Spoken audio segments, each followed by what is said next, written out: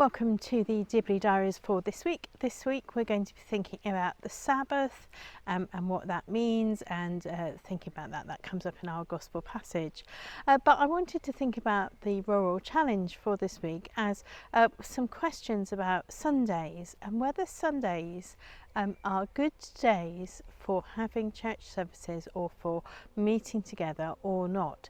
And it's a really difficult question, not just in rural churches, but it applies in rural churches. Are Sundays good days for us to be having our main church services? The world was very different not that many years ago, but now people are really busy on Sundays with all sorts of things. Life has changed, its balance has changed, and we see all sorts of issues with people being going to their families a long way away at the weekends, so Sundays aren't good for them. We also see that some people have split families, and so that actually, particularly with children's work, some children are with one parent and then with the other parent, and that can be a problem if one parent wants to bring them along to a church event and another parent is a long way away or doesn't want to come to a church event with them. Lots more people work on Sundays than they used to. Shops are open on Sundays. I still remember the Sunday trading bill going through many years ago, which means that not only do people go shopping, but also people have to work in shops on Sundays as well. So Sundays are very different to what they used to be a long time ago.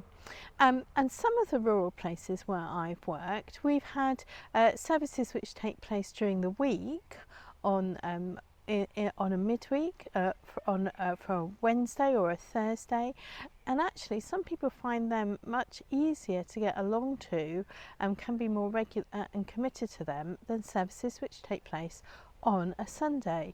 So it's a difficult question for us. We're thinking thought for the week about what the value of Sabbath is, what that is, what Jesus is talking about when Jesus is thinking about the Sabbath rules. But I think really it is a challenge for us as church communities. Is Sunday the best day to meet?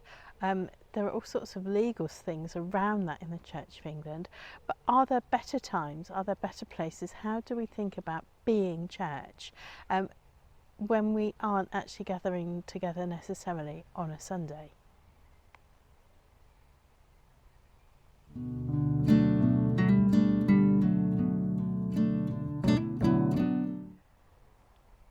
Thought for the week this week is based on the passages that we have from Mark chapter 2, which talk about two things which Jesus does which upset the holy people. The Pharisees are really upset by them because they're things which happen on the Sabbath, and they're things which they don't think Jesus should have been doing on the Sabbath.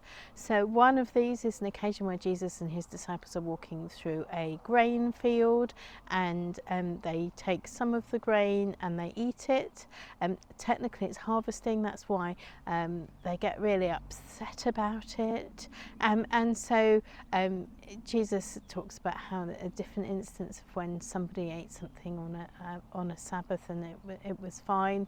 And then Jesus heals somebody on the Sabbath, somebody with a withered hand, and Jesus heals them and makes them whole. And in these arguments that Jesus is having with the holy people, Jesus is saying that actually what you've forgotten is that Sabbath is for humans. Sabbath is for humans. It's a strengthening thing for humans. It's something which should be making them better, not something which should be constraining them or making them worse, make their situations worse. So Jesus is making this argument.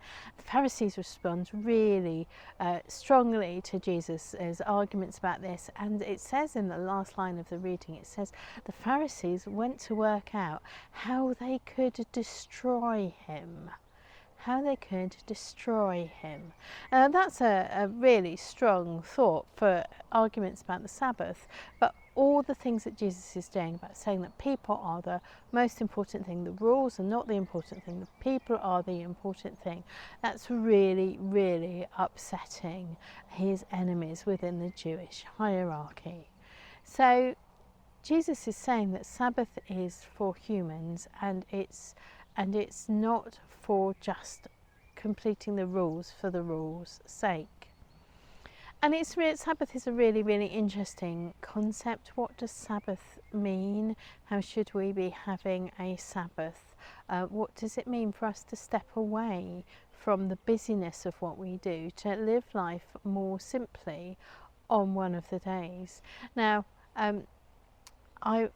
years ago, more than 10 years ago now, I went on a conference, an emotionally healthy spirituality conference, and they had a big thing about Sabbath in what they were pushing. Pete Scazzero and his team were really pushing Sabbath as a really important thing which should be happening, and it's a great thing to do.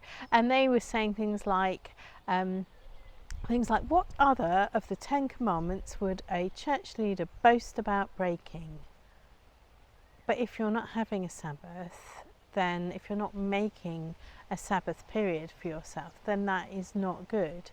And one of the things I really remember is that actually one of the most important things about Sabbath is it gives you time to remember that God is in charge of running the universe, and that he can do that without you. And that is partly a bringing down of egos, but it's also partly a thing about reassurance. That we can step back and God can run the universe without us. And that gives us a safety place, a place of safety in our celebration of the Sabbath. So whilst it is hard for us, and I went to these conferences and they didn't actually give me the practical things that I needed to know about how, when I was the main caregiver for a young family, how I was supposed to think about Sabbath, how that worked for me. Nobody had any of those answers for me. That was something I had to go away and kind of work on. Nobody even particularly had any good practice for the situation that I found myself in. But that was such a reassuring thing that actually we worked really hard, but God can run the universe without us. So we need to put down our ego on the Sabbath, but we also need to live in that reassurance that God can do it without us.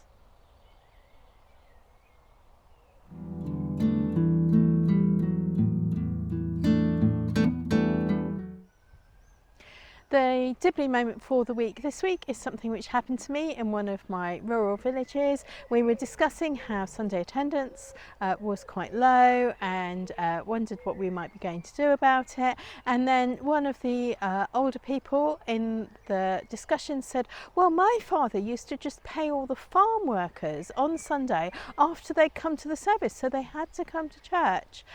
I wasn't really quite sure what to say about that, so I just said, do you think you could start doing that again? And then he didn't say anything. So yeah, the world has changed. The world has changed in so many ways. That's it for the Dibley Diaries for this week. I pray that you and your village, however large or small, have a really blessed week, and that you can all find time to have a really good Sabbath.